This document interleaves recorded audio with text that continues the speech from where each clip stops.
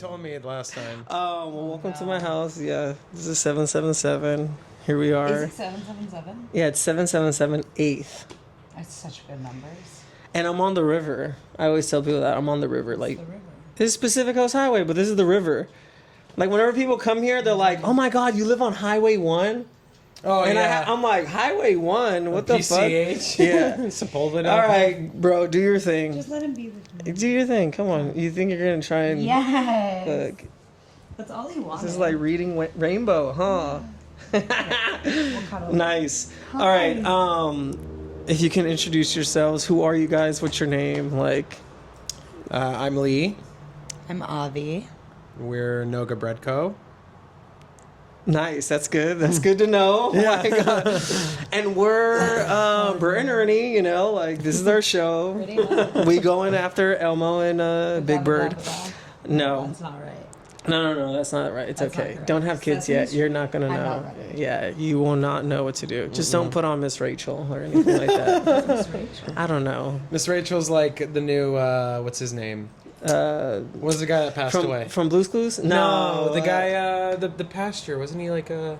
Oh, are you talking about Mr. Miss Friendly- Rogers? Yes, yeah. I don't know. I wouldn't give her that No? much credit. No. No, people, I guess, compare her... The closest thing in comparison would be something like him.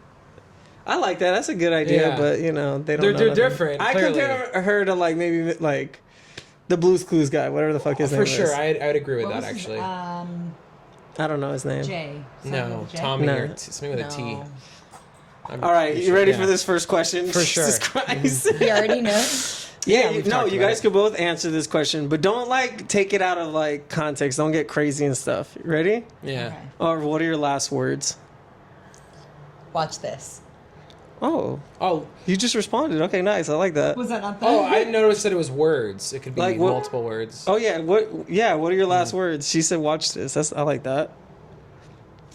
I don't know. I remember you were saying this, and I couldn't really think of an answer. His last words would be like, I knew it was going to come. No. Oh, that's okay. Like he... Yeah, I don't know. It's a hard question. You don't really. Well, thank God But that you didn't say like, "Oh my God, if I die," or like, Yeah. "If the world's ending." Like, I know that you guys are in a good place in your life because you didn't say that. What would your last words be? My last words? I think I answered this last week. I don't remember. Live it. That's what I Yeah, was just trying to live think it. of, like something of like a no regrets type of message, where it's like Misspelled or, embrace everything. All caps. Yeah. Okay, Definitely. good. I like that. Definitely. Put some importance on it. Yeah, I asked that question because I think it's important to see where people are at. Like, you ask them, "What are your last words?" Like, "Oh my God, like, what do you mean?" And you start seeing where they're at in their life. Like, would they be able to accept it, or just Yeah. like, this is what it is? But Yeah. like, what's meant to be will be. Like, time is going to go exactly as it Okay, should. little Hallmark card. No, but it's true. Like, we're not...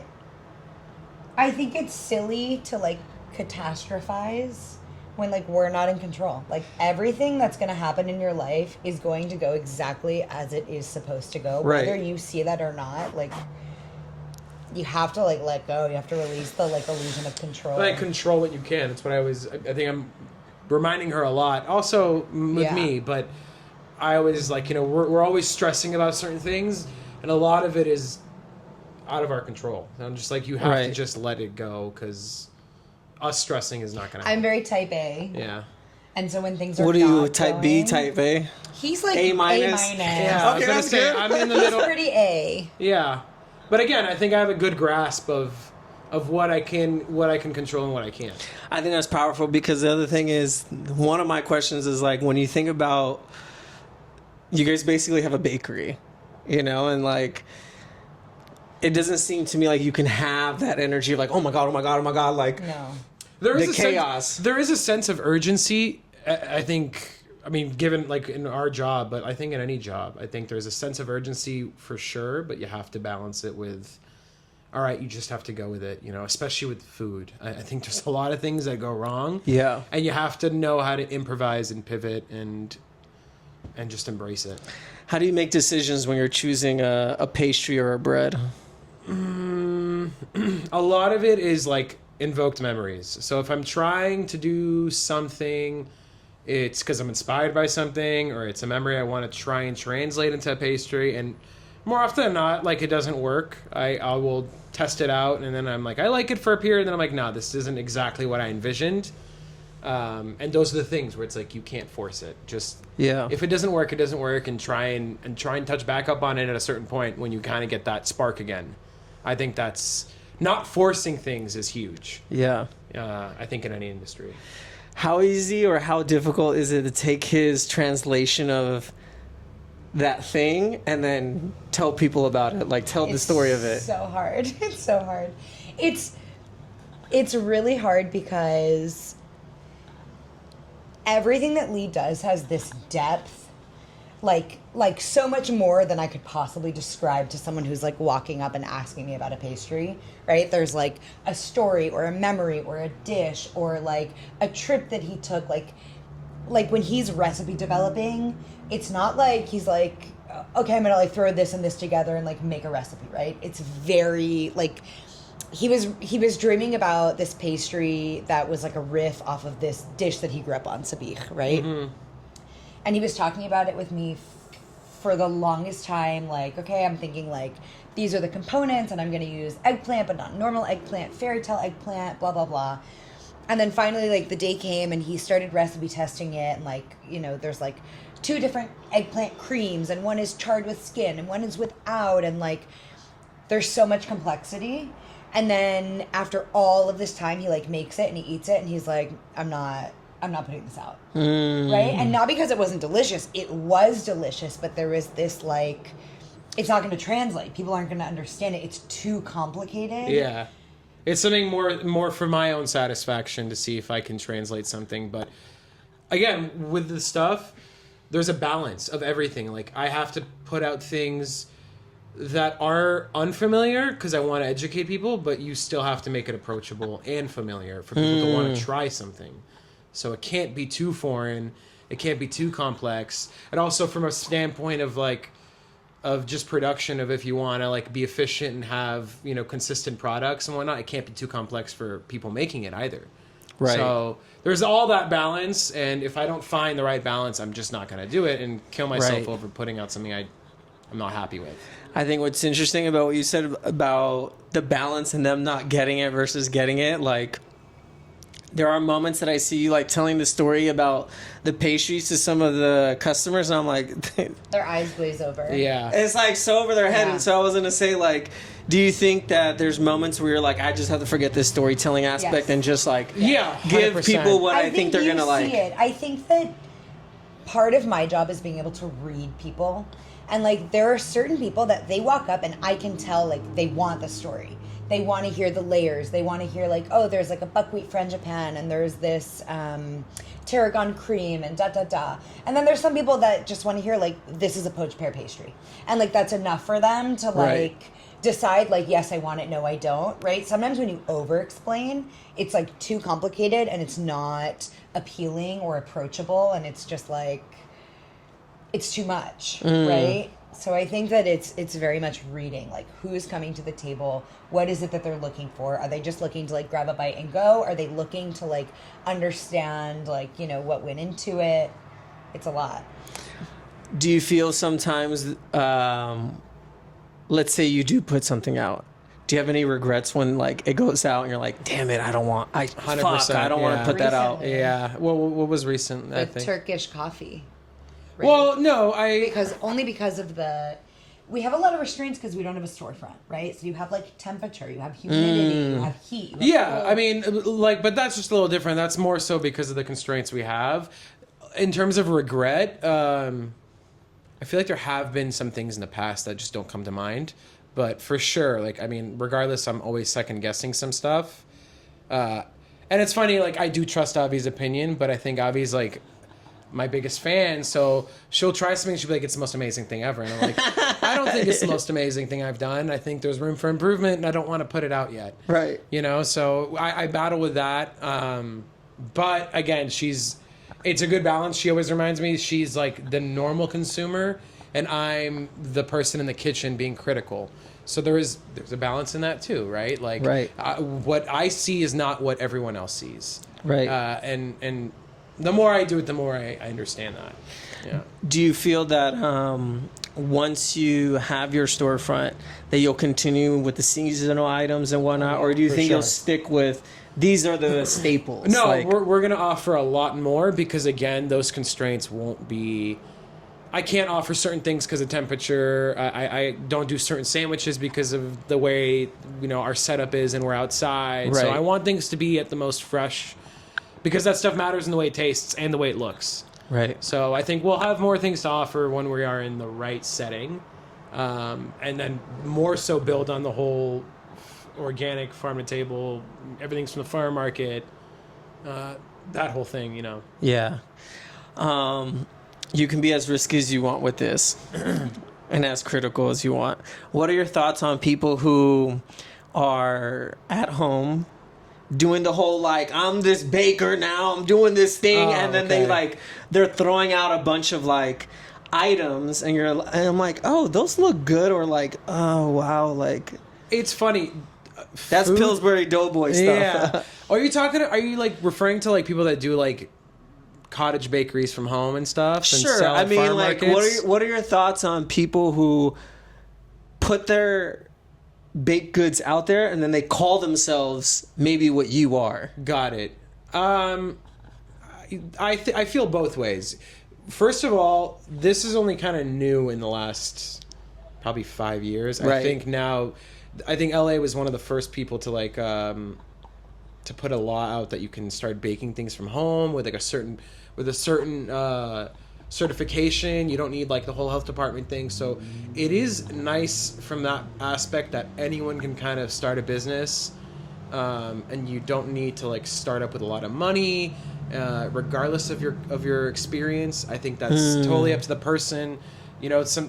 Sometimes experience means nothing in a sense that there's people that are just naturally gifted, but I think there's a lot to learn when you put yourself in the workplace, work a service job, get that experience, get that exposure, and then apply it to your own business. I think your product will always be a little bit better. But again, people start their own businesses and call it what they want. I'm not going to sit there and be the police officer and be like, oh, you didn't work these amount of years or hours or a certain thing. Right. I don't know. I try not to focus on that. Whatever works for you, do you. But I definitely, for my own self, I lean more towards people that are more credible, I guess, that have the reputation, the hours, the experience. I look at more of that. See someone who's just been baking from home and now started a business. Probably not my type of product, but good on you is my point. Yeah. I don't know. It's like I can't really... No, it's okay. I respect that because I think also I was gonna say, like, how important is flavor to you? Because I know you guys do, like, to the root. It matters where it's sourced from and where it's coming from. I think I've even seen customers like appreciate that more. They're like, oh, no refined sugar. I kind of like that. Like, oh, they actually are caring about the littlest of details. Where some people are like, no one's gonna know. Yeah, for me lately, surprisingly, it's taking more of an effect. I would prefer to spend the money on the higher ingredients and offer someone a better quality product, and it can go as far as like even. I don't like canola oil and stuff. I'd rather use like avocado oil. That in itself is a different cost, and I think it matters in the product. I just feel like you physically feel it and taste it when you eat the shittier ingredients. But again, everyone has a different financial situation, and Right. Yeah. I don't want to judge. For me personally, that's what I prefer. What is too much or too little in terms of cost? What do you feel? You want to elaborate on that? Because my here's the mother thing. in less than 72 hours is one of your biggest fans. She also has a very Fine palate. oh no, she's upset with you. Oh really? Oh, I told What Avi. the cost? Oh yeah, she thinks like Oh, the stuff is go expensive. share and then I'll tell you. So here's the thing, right? So Lee's background is fine dining restaurants, right? In New York City. And most of these restaurants, correct me if I'm wrong, are owned by like big investors. And so when you're ordering, it's not like a mom and pop shop and you're like really worried about the best bang for your buck. You're looking at what is the highest quality ingredient that I can put into my food that it's going to set it apart, right? So I think because Lee has that background, that is the way that he looks at things. He's like, I want to offer the best because I care, because I care about the quality, I care about the taste, I care about where it's coming from. We want to support like hyper local, small farms, like. But just to add to her point, it's also reinforcing when customers eat it and then they're like, oh, I see why, or I taste the difference in this, and I'm like, okay, then that reassures me what I'm doing is right. Yeah. You know what I mean? Like everything down to our spices, right? Like everything is like small batch, small farm, single origin. To us, it makes a difference. I think that's what sets us apart. Like that's important to us. I think when it comes to pricing, it's this battle of what's more important, right? For us, I think we understand not everyone is our customer. A lot of people are price concerned consumers, right? So they're going to go wherever they can get the most for the least. That's not what we're doing, right? Right. We don't want someone to come to us and feel like they cannot afford something. So we have, items that cost $3.50 and we have items that cost $10, and the bread and the pastries, right? If you want to spend $5 and get a pastry or get a bread, you can do that. If you want to get a premium product and you want to get like the most, seasonal, unique, layered item, you can also get that, and it is going to cost a little bit more, but to us, like, there's value in that, right? It's not just the cost of the goods. I mean, we're a small operation. We're in a very tight little kitchen. It's a 3-man team, and a lot of it is sometimes just a 2-man team. So it's a lot of labor, and I add that into the cost. I mean, it's a lot of work to do what we do. And we value our employees. We do not pay them minimum wage. We pay them really generously. Yeah. And it all, it all factors in at the end of the day. We're supporting people. We're supporting communities. We're supporting these like family-run 4th-generation farmers, and like our costs are higher because of that, and therefore our product costs more. And like we value that. We value knowing that we're having an impact on these like hyper-local communities, and like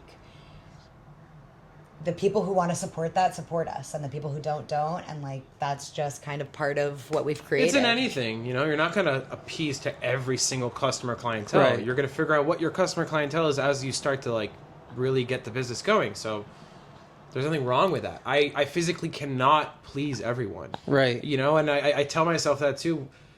On the occasion, we'll get like a negative review or bad feedback or whatnot, and I take it into account. But I'm also like, I still know what I'm doing is good. Right. And I'm not going to let it deter me. And people have their opinions. I literally cannot change that at times. That's okay. I'll live with it.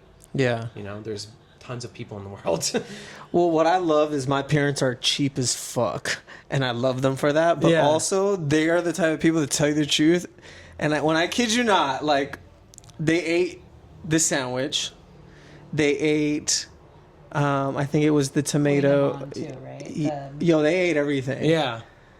My mom was like, what the fuck is he doing? I said, whoa, what are you talking about? She was like, he needs to charge more. And I said, holy crap, Mom, what the hell are you Some doing? people do say that, Wow. and I think where we are on pastries, we are pretty fairly priced. We could maybe raise prices on some bread, but at the end of the day, I mean, I'm happy with where we are on our price point, and I think, I don't know, maybe that's a pro for us. I think that's the modesty of it, Yeah, for sure. And I think I go to other places and I'm like, wow, they're really charging a lot for what they are.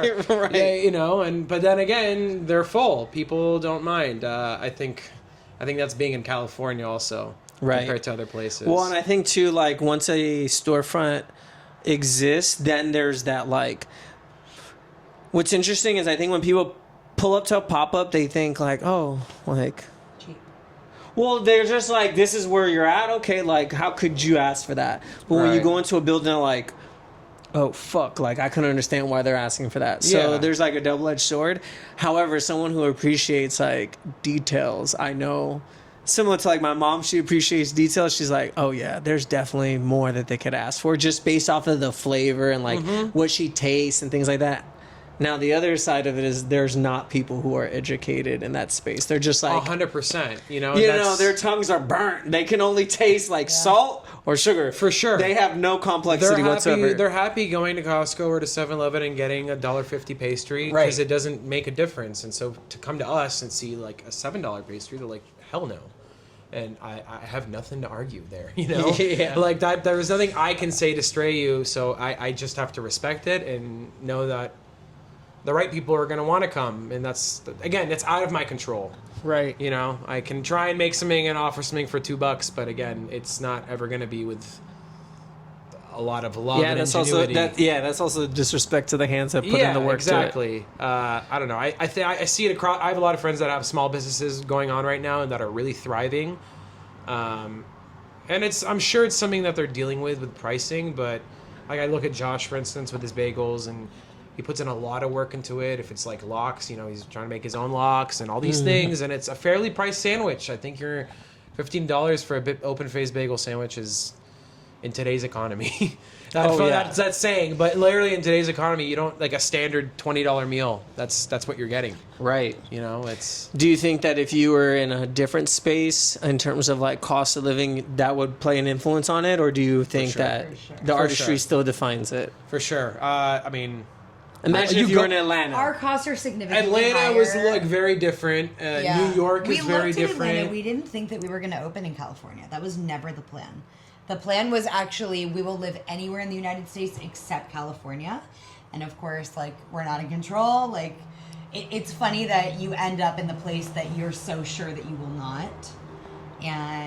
But we did our research. Like, we saw like the median of prices in different states and different places, Florida, New York, all these things. Like, they charge very differently based off of where you are. Definitely. Right. Like, my parents live in Atlanta, and they came to visit, and they couldn't believe that a loaf of bread is $10. And we were like, what's funny is the loaf that we sell, that like our 4 competitor bakeries sell, they sell it for $14, right? And everybody says to us, oh my God, you need to raise the price of your bread. So it's all relative to where you are in the country, I think. Yeah. All right, now let's get into the bread and butter. Quite literally. How did you two meet, and how did you two come to being here? How did we meet, and how did we two come to being here? Talk about a meet cute. We met at a cafe. That she was working at, she was managing. I opened, basically there's this like big vegan chef, his name is Matthew Kenny. He wanted to open a concept in the Middle East. I ended up getting involved with that. And the cafe happened to literally be right across the street from my apartment. From his apartment, and he would come in like every day after the gym and get a protein shake, and we both spoke English. I was never the one making the shakes, but every time he walked in, I would run to the back and run behind the counter and be like, oh my God, hey. And make his drink and chat. And we would chat. I mean, I couldn't find a single thing in that little area that was relative to what she was working at. So I'd go there a lot, and then really friendly. So like I'd make it a thing. I'm going to stop there a lot. At one point, she stopped working there. And that threw me off because I'd go there and I'd be like looking for her, and I'm like, what the fuck? Like, and then you got Tal the job there. Yeah, my best friend's brother. I hired, and then I quit. And I asked him, I was like, does Avital work here? He's like, oh no, not anymore. I'm like, oh damn. It's I was like, I missed that opportunity. But then months went by, and then we met up again. Where was that? Randomly, we had like the best first date. I mean, I can't speak for him. I had the best first date of my life. First date. Yeah, I can't see. Like, you guys can't see the glitter in their eyes right now. No, it was like. It was a funny year too, because that first year I was there, I wasn't working. I was really just enjoying myself traveling. I hadn't done that. It was just like 8 years of work. So I was like, I'm gonna take this year and just enjoy myself. And Avi was also doing a lot of traveling, so like when I was going to visit her, I was like, oh, like how are you like getting all these cheap flights and all this stuff? So she was always showing me, and a lot of times when we would try and meet, I was out of the country or she was out of the country. So it was like this back and forth like for a little while. Months. Yeah. Like I'd be like, he was like, oh, I'm going to London, and then Italy, and I'm like, oh, I'm in Morocco, and then we were in the States. And then it was, so at one point we were at the right place at the right time, and we hit it off, and then, I don't know, we were dating for a good while, we moved in together, And when This we was still overseas. Yeah. when we moved in together after Quickly. after I think 6 months of dating, we moved into a town called Noga, and there we started like a fine dining business. A lot of chefs over there would, because the workforce over there, it's really hard to work there, grueling hours and like really terrible pay. So a lot of chefs would kind of do like private dinners, like freelance work, different things, and then they would start to make a living off that. So like we started to come with that idea because we moved into a really nice new apartment, and we're like, we could host here. It's like We had really this nice. like really beautiful outdoor space that had like gorgeous olive trees draping down the walls, and I looked at it and I was like, I can make this like something really special, and we can host people here. And so we did these like really intimate, again, like seasonal, hyper local dinners. We were foraging a lot of the herbs and the fruit, Yeah. and it was like really unique. Yeah, it was. really unique. It was like personally curated menus for clients that, you know, had different restrictions or whatnot. But were like we doing, wanted this. 8-course menus, Yeah, and it was really fun and intimate. And he then got to be really creative. I think he got to really like. it's funny. I was working at a pastry, like a fine patisserie type of place. And after a year or so, I was like, I'm dreading it. I did not like it. So this was an opportunity for me to be my own boss. But it's funny. I also despised like cooking this type of food. So it was like a double-edged sword. Like I liked it, but I really also was. I told you that all the time. think during it, he got to be really creative, and he made these like amazing dishes. Yeah. And I think through that act, he was losing the joy for this thing that brought him so much. Yeah, because I was already kind of like half my career in baking. So I was like, I really want to go back to baking. I don't want to do this. Like, I much more prefer the morning production, that whole thing working with doughs. Like, I want to eventually have this pivot to that if I could. Yeah. And then war broke out, and we were there for a bit. We came back home to try and wait things out. We still had our lease and all of our things there, so we're like, we're gonna have to go back and try and make it work. We were there for like another 10 months. Yeah. And then once like our apartment was up, we're like, okay, let's make the decision. Let's go back home and start something, because Right. we know how life is here. It's difficult. Part of it was to just kind of enjoy and travel and meet, but to really like situate yourself here and make a living, it's way harder than it is in Different. America. Yeah. So coming back home was the right move. We just didn't know where. Where'd you guys land to before you chose California? So the plan was, we were back and forth between Atlanta and Miami. My siblings are in Miami, my parents are in Atlanta, and they're both close enough, and they don't have like amazing bakery scenes, and we're like, okay, this is like a niche we can fill. We can have like a good life, you know, sustainable cost of living. And we flew into California, and we were like, okay, we'll take like 2 or 3 weeks. We'll like do apartment hunting and whatever, and then we'll fly out there. We'll sign. You a guys did this lease together or like separate? Together. No, together, yeah. Okay. Yeah. So his parents are in LA. We flew into LA. We were hunting and hunting and hunting and hunting. There was nothing. I'm telling you, how long did probably a month. We didn't have a passed. broker or anything, but from what we were able to see, it was like, I don't have any point of reference. I'm not from that place. She is familiar, but she also is not from there. We don't have networking. We don't have resources there. So a lot of things came into factor. And my family is like my biggest support. So they were like, you know, if you're asking us our 2 cents, it's not that we selfishly want you to be here, but you opening something in California close to us where you have all these resources and networking, and you have friends out here, and you know somewhat of the workforce here, yeah, the whole food scene. Yeah. It's going to be a benefit to you as opposed to being on the other side of the country, Starting from scratch. having to do again. everything, you know, Right. like having to, like, if you need help from us, you know, we're going to have to do it like over the phone. It's more complicated. Right. So that kind of, I guess, helped us in our decision making.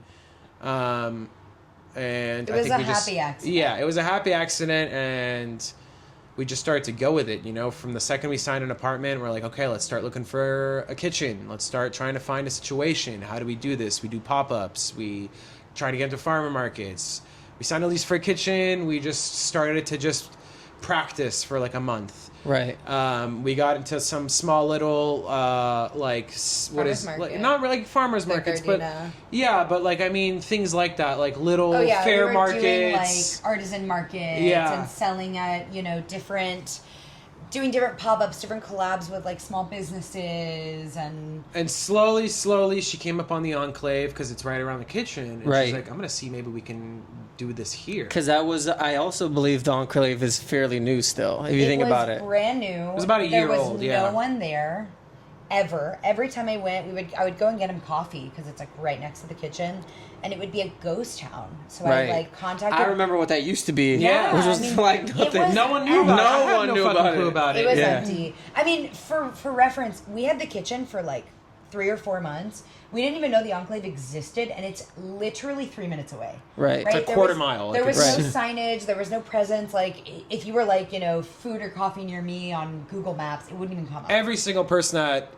we're like meeting, and they're like, "Oh, where do you guys pop up?" I'm like, "Oh, the Enclave." Like, where is that? Yeah. And I tell them it's exactly here. Like, I've never seen that. Yeah. I'm like, exactly. Like, no one knows about this thing, but. Yeah. Every farmer market was not taking new vendors, so it was kind of really complicated for us to find a place to sell. Yeah. And then Avi eventually, talked to the management there. We managed to get, I think, like a month to try it out. Right. And it really picked up in that month, like to the point where they're like, okay, you guys can stay. Well, yeah, like we're benefiting from this just as much as you are. Yeah. So yeah, it worked out. And it started small. I mean, we weren't coming with like giant spreads. We were coming with 2 or 3 baking sheets of like some savory and some sweet and a few loaves of bread. I mean, it was very humble beginnings. Yeah. Yeah. What was the pivotal moment though from that humble beginning to like? It just kept growing. Like organically, slowly. Yeah. It just, I was bringing more, another tray and another tray and another tray. And then I started seeing these were like consistent numbers. So I'm like, okay, like now we can start to really up it. Yeah. Right. And it's been just gradually, consistently great. I'm thankful. Yeah. We work hard.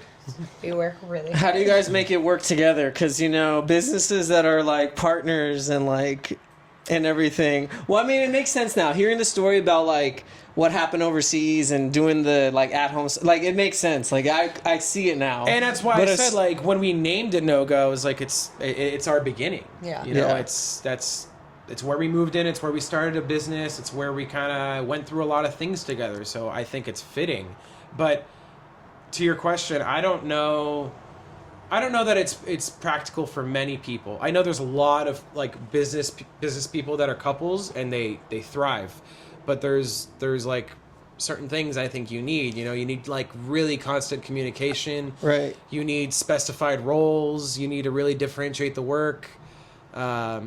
It's challenging regardless, in my opinion, but we do a good job. I think the nice thing is you guys are both old souls, by the way. Like that's just me looking on the outside. I'm like, they remind me of my grandparents. Just like they're running shit together. They know their lane. Yeah, but also like that's the biggest thing is like what Lee does. I could never do. I would never dream to do. I would never try to do. And what I do, vice versa. Right, like. My weaknesses are his skills. His skills are my weaknesses. Very true, yeah. And it just works. Like, I feel like there's not a lot that slips through the cracks because, like, he's the creative and the talent and the artist, and I'm the business and the sales and the networking, and it feels like it just because we naturally. Respect each other in that like regard. We know what our strengths are. When she says something, I'm gonna do this or that. I literally am just like, go for it. And she's like, well, I want your opinion. I'm like, no, go for it. I trust you. Like, I know that what you're saying literally probably makes a lot more sense than what I think makes sense. Right. Because I'm not coming from that marketing perspective or that, you know what I mean? Right. So it's that trust also where I think it's huge. The biggest thing is, like, we both know at the end of every single day, regardless of, like, the stress or the chaos or the drama or, the failure of that day, that, like, we're looking for the exact same end goal, right? We are 100% each other's teammate. There's never any like, this is for me or this, right? Like, I'm the MVP. No, there is no ego because the goal is just like to build a life that is sustainable and happy and like full of joy and generosity. Like, we just want to like give something to this community. We love it so much. We love it so much. We wouldn't be doing it. There would be no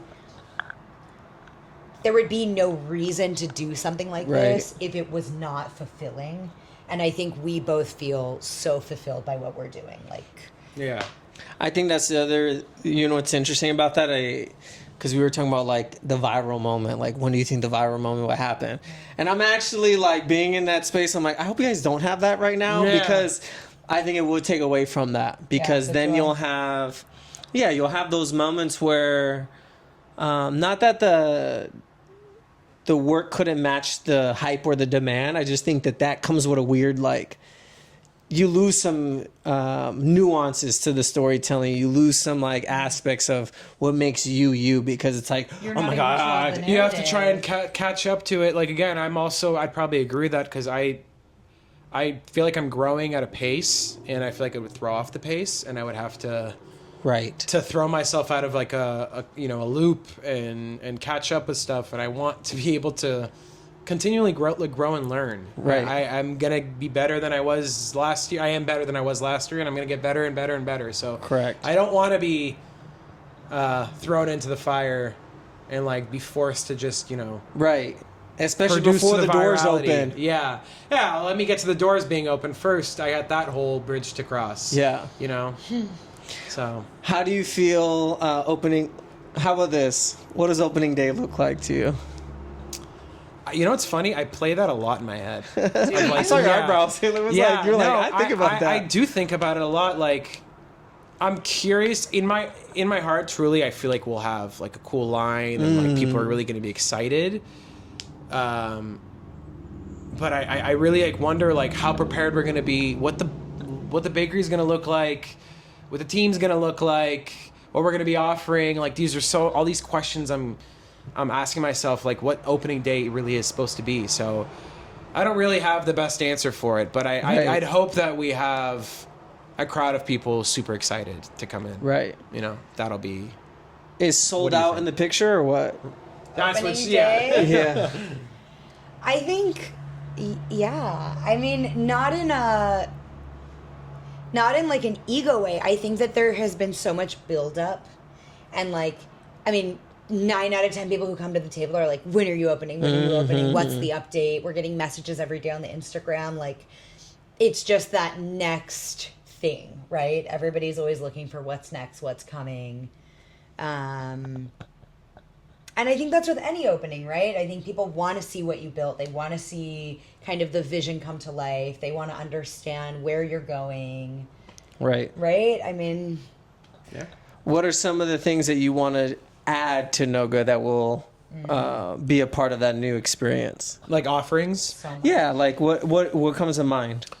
Well, I think we're going to get like some crazy ice cream machine that's going to help us produce a lot of stuff. But like ice creams and sorbets are going to be something interesting to offer. We're going to do these drinks called gazos, which is essentially like a natural soda. They ferment all different types of fruits with like herbs and shrubs and different flavors, and you use that syrup with just like carbonated water to make like a natural soda in a sense. Nice. It's like our favorite Middle Eastern refreshing drink. It's the best. We're gonna just offer things that I guess are a little bit more curated, different teas. I think she has a cool idea on like an Arnold Palmer twist where you're using like Persian black lime, like limeade, and Persian tea. So we want to like offer unique things. Right. On top of that, like the food program is going to be different because we have like a refrigerated place and a kitchen, Right. and a team and whatnot. So we're going to offer salads and sandwiches and cool stuff. Things I'm excited for. Yeah. And on top of that, also, we eventually want the space to be kind of like a place, I mean, aside from it to just be like a place where you can meet and hang, a place to like learn things too. Like if we could do like workshops or like classes with different or experts find in the the love of field. your life. Yeah. Or find the love of your life, go on a first date with someone. That's my awesome. dream. Yeah. For people to feel joy in our space, like I think for both of us, that's like number one above everything. Like obviously come and enjoy and eat, but like Yes. Just to be present. We want that space to feel like I don't want to be on my phone. I want to like be with people. I want to be connecting. I want to be like. Well, you could be on your phone too. You could be doing work. It doesn't matter. No, you could have people that are coming to just do laptop Wi-Fi's work and chill. free. Yeah, Wi-Fi's free. You know, we overall we like to host. That's naturally in us. So I think it's going to translate into the bakery too. We want it to be a place where you feel comfortable. Right. Yeah. What happens after opening day? Growth. Constant growth. Yeah. Constantly. Evolving. I think incrementing it every month, just adding a new thing and some new excitement and I mean, I want to just get to the first year, see how that is. I feel like we're going to have a lot of learning in the first year, but a lot of excitement and a lot of opportunities to try and build on it, whether it's what we offer or just like what we're going to host. Yeah. You know. Damn. Yeah. Do you think people know this stuff about you guys? No. No, not at all. I think we have no presence online. I think we're both very like. Let alone private. no presence. I'm never at the pop-up anymore. So people are just like, they must think me? I'm some imaginary person. I think I told you. I said they're trying to figure out if you're like Bruce Wayne or something like that, or Batman. They're like, In my cave, which I'm very much, again, the Scorpio in me. I prefer to be in the dark, in the corner there. Yeah, just let me fingers do my hiding. work. Yeah, let me just why he's do a what I do baker. best and let the other people do what they do best. Right. I'm friendly. I'm very, I'm totally fine speaking with people, but that's where I thrive. I think that's a beautiful thing. Too many people want to be the face in it. Yeah, I can't relate to it. Truly, I love that. I really can't. The keywords I cannot relate to at it all. Like, it's funny. I hate all forms of like gratification, and I don't like the spotlight. I don't even like my damn birthday. Like, I don't like any of it. I want no validation. Right. And that just could be because of the way I was brought up. But I think naturally I'm like that. I've always shied away from like recognition. Yeah. So again, I always tell her I just want my peers to respect me. Obviously I want customers to be happy. Yeah. But I don't want any TV presence, none of that. Like leave me alone. You don't want KCal9 showing up and you're Hell like, no. oh my God, like guaranteed, that'll eventually happen at some point, and she'll be like, you have to go on the news, and I'm like, damn. Yeah. But yeah, I just want people in my same field to be like, oh, he's doing good stuff. Yeah. He works They hard. could see and it. That for me is the biggest validation. Nice. Yeah. What happens after bread? What happens after bread? Pastry. Yeah, I don't know. I don't think I've gone that far in where I think. That's okay. That's for a part 2 then. Yeah, that's for a part 2. Yeah, I really haven't thought that far. I would think maybe we could have a few locations and whatnot, but I don't know if even that's something. Well, that's hands down. I could see that. Yeah, but I don't even know if that's something. I don't know where I want the business to go, really. Yeah. If I want it to grow to that degree, or if I want to be as artisanal as possible and be local to the community, I don't know yet. Yeah. I'll hold off on my last question then. Okay. Yeah, that's good to know. Okay. All right. It's relating a lot to what you just asked. I mean, like everyone dreams about selling out, but it doesn't sound like you would ever do that. Would you have any input on it? We would never sell out. Yeah. What do you mean? Meaning you would never let someone take your name and open 150 locations all around the world, because that's like the antithesis of what he believes in. Or unless I'm entirely burnt out and I want to just take my money and retire. I don't know. some people they do where it's like they take majority, but they still want you to be the creative like the director name. of it. Like you don't. Yeah, there's some companies where they'll come in, a huge investor, and then they'll be like, oh, I'll wait for the sirens. Someone, if they're heading south, somebody fell and can't get up. To be very blunt and real about it, it's very hard work. And growing up, everyone always said, like, dude, going into that workforce is hard. You gotta love it, and I truly do. Yeah, I mean, you are a painter. But it's grueling hours. It's a lot on the body, and if we're being realistic, it's not longevity wise. You can't keep going like this. Yeah. So at a certain point, if I see that I can grow and really step away, it's, you know, I think it's inevitable. I'm gonna have to like really consider that. I see a lot of chefs that I really admire that run with the same issue, where like, you know, I kind of want to be able to scale back and be with my kids and enjoy life. I've worked really hard, and so I think, to like your last question, what I think you were leaning towards, where it's gonna go, I don't necessarily know, but I would probably, like, I'd imagine that's a realistic option, Right. you know. I could see that for sure. Yeah, it's or again, you don't know, maybe the business is so self-sufficient that you can do that naturally and not have to in a sense sell out. Right. I don't know, we'll get there. That's the point. right. Yeah. The path to balancedness and equality, true equality, the equilibrium within. Yeah, no, I do get jealous at times where I look at people and they're like, oh, I can work 4 hours on the computer and I'm good for like a week. I'm like, damn, what a life. You know? Yeah. Really beautiful though. Good on you. I'm not that person. I can't do office work. I know I can't, so I don't beat myself up hard about it. Right. Because it's not meant for me. Right. But yeah, you know what I mean? Like, it's, some things are just natural, but it's a bummer sometimes. Like, I wish I did. It's okay. When you enter your Jedi masterhood, you'll be good. Yeah. Yeah, I could see that. I have different, what's the word for it? But I have different, like, hours I have to log, in a sense, you know? Everyone has a different workload, a different path. You know, I mean, you made it. Like, just, I needed you to witness, okay? You made it. But I think you also know you made it when you have that apprentice who is like... Going up, and carrying the mantle. Yeah. Again, I'm excited to train people. And I'm excited to, like, learn from that. Because I think I have, like, a variable degree of training, but I definitely, by no means, am, like, a natural leader, I think. And I have a lot to learn. But I'm eager to get there already and, like, start to teach people and see it be a little bit self-sufficient to a degree. I don't know, I think there's a lot of cool growth in that. Yeah. And likewise for her too. I think she's going to step into a role where she's familiar, but it's still like a scale above what I think any of us have done. Right. So she has her own, you know, learning curve, and so do I, and we're just going to go with the punches. And it'll be a dance with time. Yes, 100%. I mean... Just no two left feet. Or what was it at the wedding? Not a girl side, boy side. Yeah, left side, right side. Can't do that. Yeah. Mixed. It essentially would kind of be like that. She'll have her own department. I'll have my own department. Opposite sides of the shop or what? Yeah. Well, there's going to be a literal barrier. I am not allowed in the kitchen. There's a literal wall where it's going to be glass where everyone can see, and kind of like a Din Tai Fung, like where you have that glass wall and everyone can watch.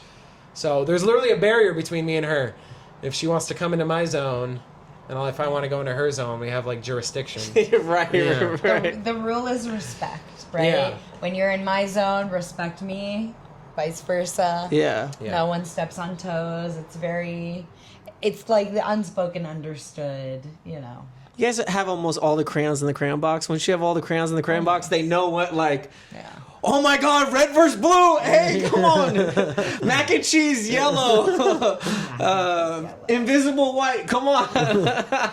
Invisible white. Hell yeah. Well, you know, I appreciate you two coming over here. I wanted to do this because my goal with all of this is I have grown up in this neighborhood my entire life. So I'm seeing a lot of colors of the rainbow, like, shine, and they need to be able to like tell their story. So like, even though if it might be 10 people, 30 people or whatever, or you know, you broadcast it on a DM, it could happen. So yeah, I appreciate it. Thank you for having us. We're grateful. I told you, I was like, this needs to happen. You're like, oh, I don't know. We would have never done it if it were not you. It's okay. So. Well, I had to feed you guys too. You know what I'm saying? Do it.